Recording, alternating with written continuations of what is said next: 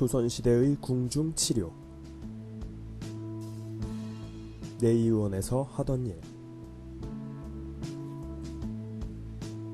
조선시대 궁중의 내의들도 오늘날 의사들처럼 각각 전문 분야가 있었다.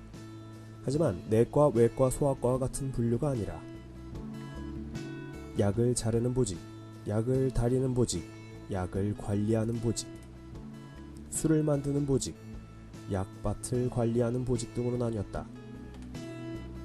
당시 궁중의 의사들은 술도 만들었음.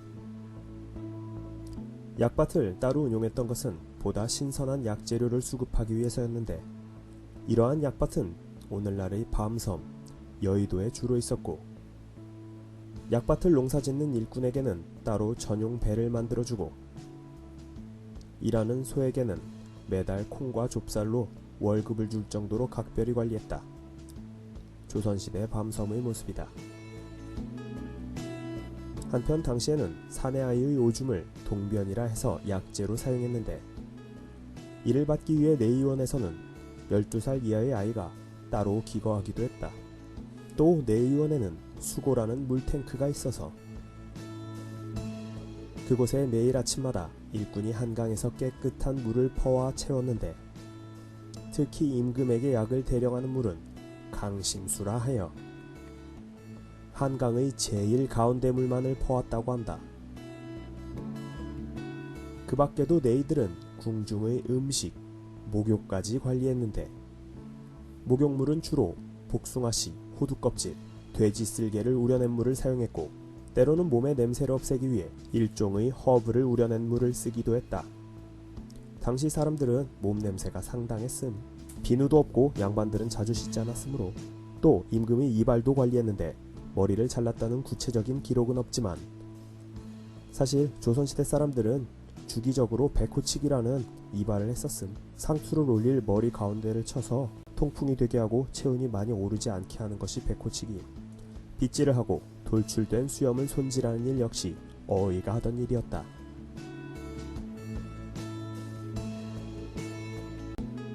그런데 어의들을 곤혹스럽게 만든 업무가 있었으니, 바로 매일 임금의 용변을 검사하는 일이었다. 덜덜. 이때 변의 색깔, 냄새뿐만 아니라 직접 맛을 보기도 했으니 말이다. 헐. 어의는 임금을 어떻게 치료했나? 궁중의 어의들은 어떻게 임금을 진료하고 치료했을까? 사극을 생각하면 안 된다. 실은 전혀 달랐기 때문이다. 과연 어떠했길래 그런가? 간략하게 설명해본다.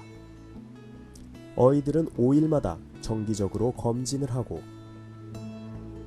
임금이 아플 때는 수시로 진찰을 했는데 대략 다음과 같은 절차였다. 임금의 몸이 아프다고 하면 어의 3명이 황급히 침전으로 간다. 그리고 한 사람씩 임금의 맥을 짚는데, 재밌는 건 이때 어의는 임금의 왼쪽으로 가서 절을 하고 맥을 짚고, 다시 오른쪽으로 가서 절을 하고 맥을 짚었다는 것이다. 전하, 맥을 짚겠사옵니다.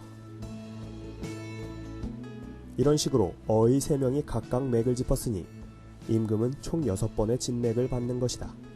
그렇게 맥을 짚고 나면 어의 3명이 모여서 서로 어떤 병명인지를 의견을 나누는데, 열이 있으신 게 곧불인 듯 합니다. 나도 그리 생각하네.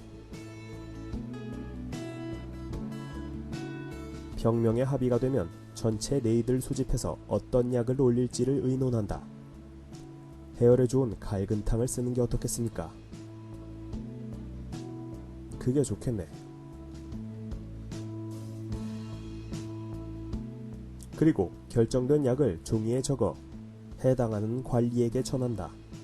갈근, 마황, 생강, 계피, 감초 이렇게 들어갈 겁니다. 그러면 종이를 받은 관리는 임금에게 가서 묻는다. 전하, 결론이 이렇게 나왔는데 어떻사옵니까? 알겠소. 그 약으로 하세. 그러면 관리가 서둘러 내의에게 알린다. 그 약으로 합실한다. 예의. 그러면 곧 약을 다리는데 이때 네이 한 명이 옆에서 탕약 다리는 것을 모니터링했다. 혹시 독약이라도 탈까봐서. 그리고 달인 탕약을 그릇에 담고 뚜껑을 자물쇠로 잠근 다음 그 위에 약 이름을 적은 종이를 붙였다. 뚜껑을 열면 종이가 찢어지도록 하는 일종의 봉인이었다. 그렇게 세심한 과정을 거쳐 만든 약을 네이는 임금 앞으로 들고 가 바쳤다. 전하, 약을 대령 하나이다. 그리고 약을 그릇에 붓는데 이때 남은 찌꺼기를 우선 네이가 먹어보았다. 괜찮사옵니다.